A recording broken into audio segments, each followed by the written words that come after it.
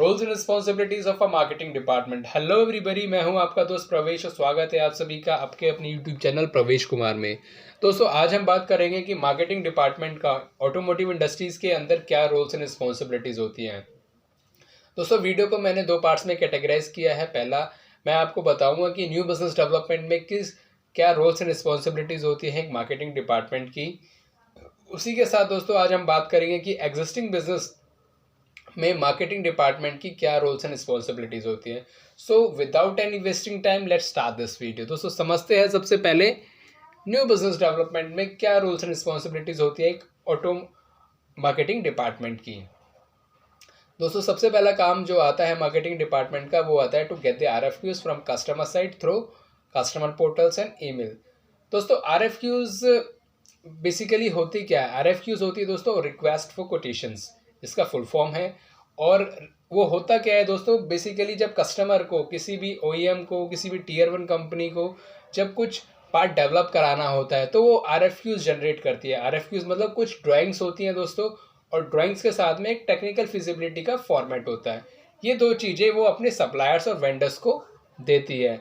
और वो RFQs दोस्तों सबसे पहले कलेक्ट, और सबसे पहले जो डिपार्टमेंट कलेक्ट करेगा वो दोस्तों करेगा मार्केटिंग डिपार्टमेंट। ठीक है। दूसरा दोस्तों है will share the technical feasibility. दोस्तों, जब मार्केटिंग डिपार्टमेंट के पास RFQs, ड्राइंग्स और टेक्निकल फिजिबिलिटी का फॉर्मेट आ जाता है, तब उस ड्राइंग के हिसाब से टेक्निकल फिजिबिलिटी करी जाती है। दोस्तों, टेक्निकल फिजिबिलिटी का मतलब क्या होता है कि जो ड्राइंग कस्टमर ने दी है वो क्या मार्केटिंग डिपार्टमेंट और एक टेक्निकल डिपार्टमेंट होता है दोस्तों, डेवलपमेंट डिपार्टमेंट साथ मिलके ये इंश्योर करते हैं कि क्या वो उस पार्ट को, उस नई ड्राइंग के हिसाब से उस पार्ट को बनाने के लिए फिजिबल है या नहीं है। क्या उस पार्ट को बनाने के लिए उन्हें नई मशीनरी एक्वायर तो नहीं करनी पड़ेगी। क्या उस पार्ट को बनाने के लिए उसे नए लोगों की, नए मैन पावर की ज़रूरत तो नहीं पड़ेगी। क्या उस पर्टिकुलर पार्ट को बनाने के लिए उन्हें नई स्किल्स की ज़रूरत तो नहीं पड़ेगी।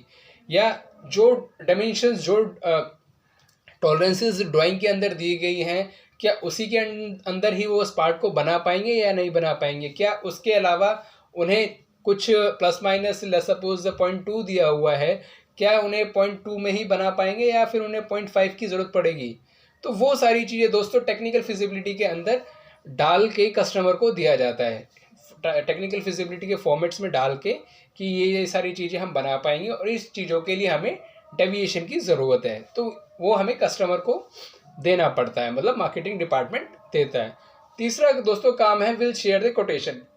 मतलब कि दोस्तों जब टेक्निकल फिजिबिलिटी होगी उसके साथ में मार्केटिंग डिपार्टमेंट अपनी कोट करता है, मतलब कोटेशन करता है कि वो उस पार्ट को कितने रुपए में बना पाएंगे। वो चीज़ें दोस्तों कस्टमर को सबमिट करता है। और लास्ट जो दोस्तों काम होता है will settle down the commercial.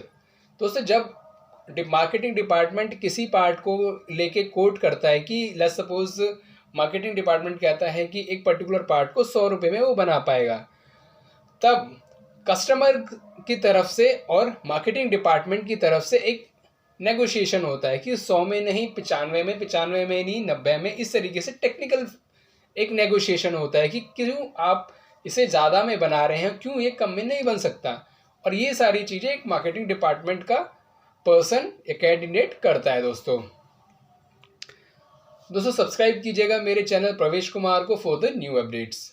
दोस्तों आगे समझते हैं कि और क्या काम होता है जब कमर्शियल सेटल डाउन हो जाता है मार्केटिंग और कस्टमर के बीच में। जब एक कमर्शियल सेटल डाउन हो जाता है कि ठीक है आप इसे 90 रुपये में बनाइए, उसके बाद दोस्तों डेवलपमेंट फेज स्टार्ट होता है। डेवलपमेंट फेज में दोस्तों सबसे पहला आता है प्रोटो सैंपल्स और सपोर्टिव डॉक्यूमेंट्स देना। प्रोटो सैंपल्स के लिए दोस्तों एक डेडलाइन होती है जो हमारी APQP से फाइनलाइज होती है, जिसे हम टाइम प्लान भी बोलते हैं। टाइम प्लान के हिसाब से हमें प्रोटो सैंपल्स और रेस्ट सपोर्टिव डॉक्यूमेंट्स हमें कस्टमर को सबमिट करने होते हैं। दोस्तों काम तो ये बेसिकली डेवलपमेंट और क्वालिटी डिपार्टमेंट का होता है, बट इस काम को लीड जो करता है वो मार्केटिंग का कैंडिडेट करेगा। मतलब कि वो इंश्योर करेगा कि टाइमली प्रोटो सैंपल्स और सपोर्टिव डॉक्यूमेंट्स कस्टमर को जा रहे हैं या नहीं जा रहे हैं, वो इंश्योर करेगा। क्योंकि मार्केटिंग डिपार्टमेंट दोस्तों फर्स्ट फेस होता है कस्टमर के लिए। जो कुछ भी क्वेरीज जो आएंगी वो मार्केटिंग डिपार्टमेंट से फ्लो होके डेवलपमेंट, डेवलपमेंट से फ्लो होके क्वालिटी। तो इस तरीके से दोस्तों फ्लो होता है चीज़ों का। नेक्स्ट दोस्तों जो काम है मार्केटिंग का, submitting the PPAP documents and PPAP lots. जब दोस्तों प्रोटो सैंपल सबमिट हो गए, प्रोटो सैंपल सबमिट होने के बाद कस्टमर की तरफ से अप्रूव हो गए और कस्टमर उसके बाद बोलता है कि आप पीपैप डॉक्यूमेंट्स दीजिए और पीपैप लॉट भी दीजिए। उन चीज़ों को टाइमली वो कस्टमर तक पहुंच रही है नहीं पहुंच रही है, उसका भी सारी रिस्पॉन्सिबिलिटी एक मार्केटिंग डिपार्टमेंट की होती है। दोस्तों ये है सिर्फ हमारा न्यू बिजनेस डेवलपमेंट के अंदर क्या मार्केटिंग की रोल्स एंड रिस्पॉन्सिबिलिटीज़ होती हैं। अब हम बात करेंगे कि क्या एग्जिस्टिंग बिजनेस में रोल्स एंड रिस्पॉन्सिबिलिटीज़ होती है एक मार्केटिंग डिपार्टमेंट की। दोस्तों उसमें सबसे पहला काम आता है responsible for the regular supply to customer. दोस्तों रेगुलर सप्लाईज कस्टमर को जा रही है या नहीं जा रही, ये इंश्योर करता है मार्केटिंग डिपार्टमेंट।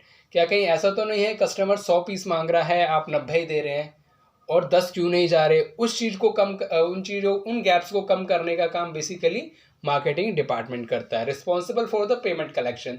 दोस्तों जो पार्ट सेल आउट हो चुके हैं उनकी पेमेंट आई है या नहीं आई है, उसको फॉलोअप करने का काम भी एक मार्केटिंग डिपार्टमेंट करता है ऑटोमोटिव इंडस्ट्रीज के अंदर। तीसरा दोस्तों काम है responsible for the getting increase from the customer. दोस्तों इंक्रीज का क्या मतलब है?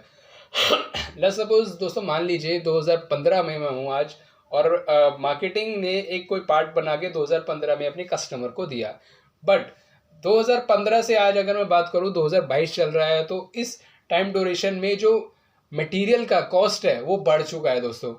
अब मार्केटिंग डिपार्टमेंट कहता है कि मैं उस पार्ट को उसी रेट में देने के लायक नहीं हूँ, तो मेरे को उस मटेरियल का कॉस्ट बढ़ गया है, उसकी वजह से मेरे को उस प्रोडक्ट का कॉस्ट भी बढ़ा के दीजिए। तो वो सारी चीज़ें कस्टमर से लेना, वो प्राइस इंक्रीज लेना, दोस्तों ये काम सारा मार्केटिंग डिपार्टमेंट करता है।